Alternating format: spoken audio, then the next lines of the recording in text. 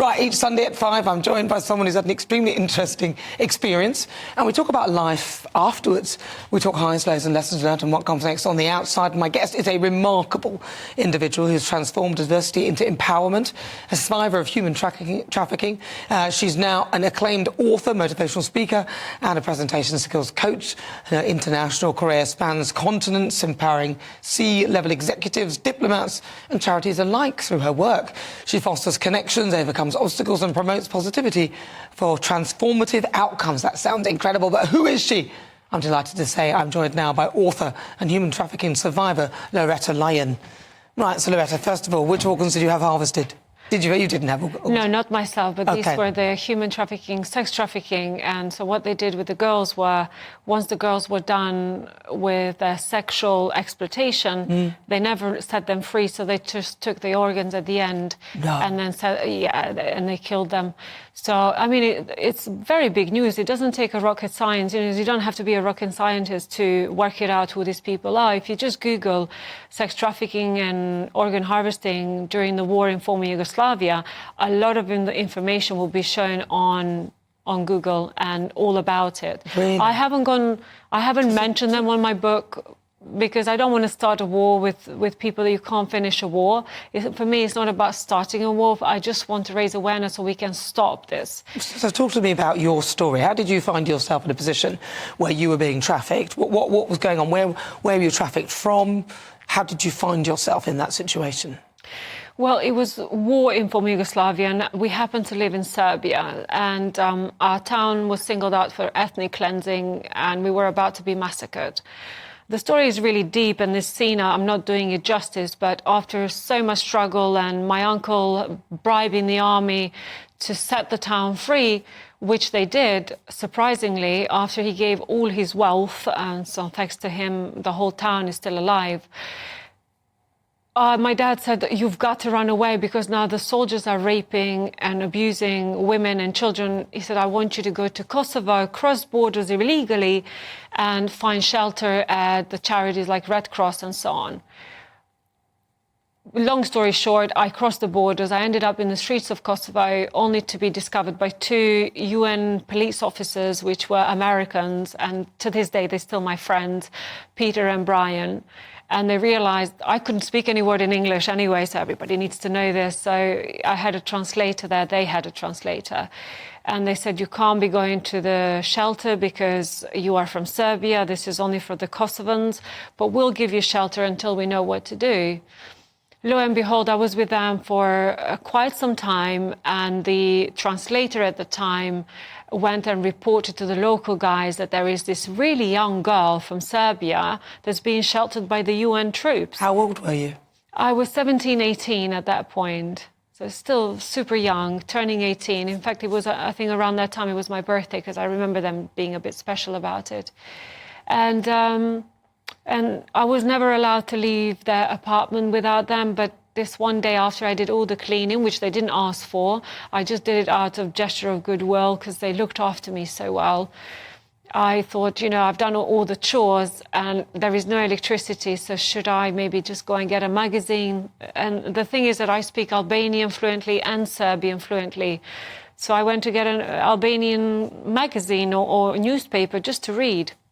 And that's when I got taken by human trafficking. They were they were literally spying on our apartment. And just as I walked out with the door, I left the door open outside, of the apartment because I thought I'm coming back. And they just took me and off I went. So you were outside the apartment and they literally just rustled you up and put you in a van? Literally, I was about, I always say this in my speeches, I was about to tell them off to say, whoa, you don't go on the pavement kind of thing. And then I didn't have time to speak. I had this thing thrown over my head and then I was shoved into this van. I felt like I was dreaming, but it was happening at the same time. And I just wanted to wake up from this nightmare that I found myself in. But during the process, when they took me to this boss guy, and during the process of, the boss said, please could you, I'm being too polite now. He just gave the order for me to be raped. And that's when I screamed because I was thrown on the floor and being abused. And I said, please don't do this, I'm a virgin. I was terrified. And I was crying, obviously. And he heard that. He said, "Guys, stop. We have stumbled across a huge cargo." And I'm thinking, what cargo? Young, naive cargo? I thought it meant goods. But to them, cargo was humans. Young humans, men, women, at all sorts of ages. I didn't know this until they groomed me, and then they were communicating with me because I was with them the whole time. I was the only one with them at that time. I was precious to them. Before they were about to ship me on to the highest bidder that had bought me, they groomed me, and the grooming process was really horrific, of having, you know, to watch some really quite crazy sexual acts and abusing other women just for the sake of me to learn something. I think for me that will haunt me for the rest of my life. Even though I've healed quite a lot, I've never made peace with the people that haven't made it through. They haven't made it out alive like I did. And I was really, really lucky to have escaped them. I'm not going to spoil the book, obviously, for the readers that like to take that time to read about these stories, but I managed to... Were you on your own with these guys, these people, or were there others? Because you said that there are other people that didn't make it out. The girls that they were bringing in, that they were raping, and for my sake to learn how sexual acts are done or what's expected. So this wasn't even a video, you actually had to watch people... I had to watch live... Oh, wow. Live rape. Oh, that's awful. Apologies to anybody that you may find this distressing. So. Yeah, sorry. I know it's hard to digest sometimes, and I think we just need to be comfortable with the uncomfortable in order to make a difference in the world, because this is going on in this country as well. We've got British national girls that are in our safe houses, and they've been trafficked by their boyfriends or rather someone else, but it's still going on under our very nose, under a country that is actually so established and is safe. It's not even war here. So this is happening with or without war. So how did you get out of that, though? Because you said you escaped. You're lucky to have escaped. What happened? Without giving too much away, we don't want to spoil the book entirely. I don't want to, because there's a whole long story about what happened between the whole grooming system and before I escaped. But that particular night, because I caused so much... Every opportunity I got, I caused a scene. In restaurants they were going, they took me with them. And so I would want to go to the bathroom, and then I would cause a scene, and then the guards would hold me and throw me. So I think the staff that were working in these pizza places and restaurants, they realized this girl is under tremendous amount of stress, and maybe they reported it, that something is happening. By the time we reached the house where they were holding me and training me this particular night, the boss got a call, and he said, "She is more trouble than she's worth it. Please rape her, kill her, discard her body. I don't want her. She's crazy." He got so mad, and he literally ran out of that apartment, and he left the youngest team member to do all of that on his own. And that's when my frenzy started of me thinking, oh my God, I am about to die. And so my intention to escape was never there, but I just wanted to buy myself a bit of time. It's really scary knowing you're going to die. So I just said to him, please let me pray, because I'm really scared. And can we do this, you know, with kindness? And he gave me that, I have to say. And I managed to pray, and as I was praying, he went to the bathroom and he left the keys on the table, the glass table, and the gun. And when I turned around to see what the click was about, because I was praying on the floor, like to mighty God, like I've never prayed before, I noticed the keys, and I thought, I can't touch the gun. I've never held a gun in my life. So I took the keys, went to the doors. I was fiddling with the doors. It was 2 doors. One was wooden from the inside and the metal from the outside, like a prison door. So when I was fiddling with that door, I opened it eventually, but it made so much noise that alarmed him. And so I started running from the 4th floor, like skipping all those stairs. And he was right behind me. And then when he reached me at the end of those stairs, he punched me so hard I went flying onto the main road. And by this point, it was after midnight. That's when I saw a flashing light of a police officer parking his truck, same as my police officers, Peter and Brian, was white, red. So it was very clear to me it was a police officer. I just started screaming. And this Italian police officer heard me, UN police officer. he then was coming towards me to see what's the distress on the middle of the road, and the guy started shooting at him, and the police officer was defending, so he was shooting. They were shooting at each other where I was crawling on the floor towards the police officer. So after that, they took me to the police station. I gave my interview. They asked me to appear in court and then potentially Hague. I said, I want nothing to do with this. Here's the interview. You've got everything you need. I said, I just want to go and die with my parents in Serbia during the war, because I said, it's just scared me for life. And they reunited me with Peter and Brian. I then said goodbyes. It was the last time I saw Brian and went off.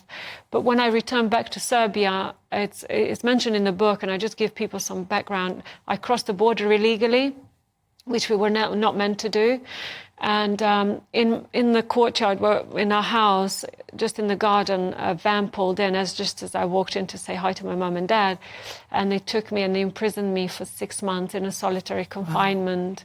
And that was really, I thought that was bad in Kosovo, but then it got really bad with sexual abuse, and I got deformed. I mean, everything has been fixed with surgery. Yeah. But I was really deformed. Wow. Yeah. So, and then 6 months was a molding time for me. It was, they taught me a lot of hate and I don't know, things that I didn't know because I was such a happy kid.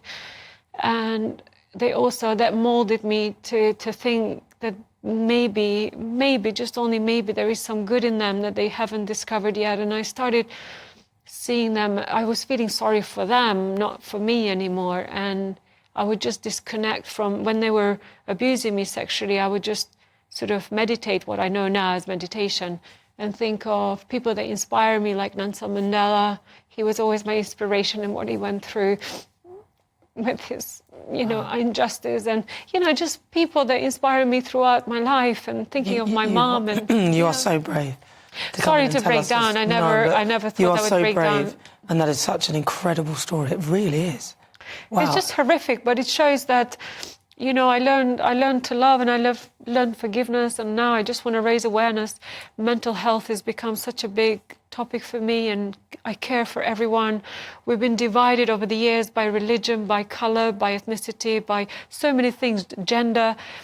I think if we just strip all that away, we realize we're just all the same. And if people could just, for once, not be divided and just find that in themselves, we were born to be one and support each other. We should be each other's allies and not the enemy. And I said this at the awards, didn't I? Well, she won an award, of course she did. Inspirational woman. I know, it was just... Wow.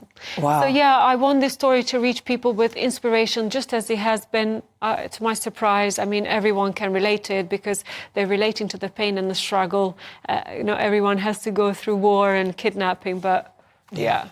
Well, for those listening on radio, what's the book called and when is it out? So the book is called Unbroken, Surviving Human Trafficking by Lurata Lyon. And... it's available on Amazon only to order, and it gets delivered straight away the next day. Well, listen, Lurata, thank you so much for sharing your story. Pleasure. As an amazing story. I hear you now, a jiu-jitsu star after that. You learned some jiu-jitsu. It's true. She is. Oh, thank you, Nana. But I had to keep my mind and, zen, so I turned into martial art just to be able to, tame my demons. Well, Lurata, thank you so much for sharing. Thank you for having me today. Thank you for the honesty. Thank you, Nana. Appreciate that. That's Lurata Lyon. She's a human trafficking survivor. And if you're a victim of trafficking or suspect someone may be a victim of trafficking, you can contact the Modern Slavery Helpline confidentially on 08000 121 700. And it's open 24 hours a day. That's 08000 121 700. It's open 365 days a year. If you want to remain anonymous, that's fine as well. You can also contact Crime Stoppers on 0800 555 111. Wow, that was my outside guest. An incredible story. Wow.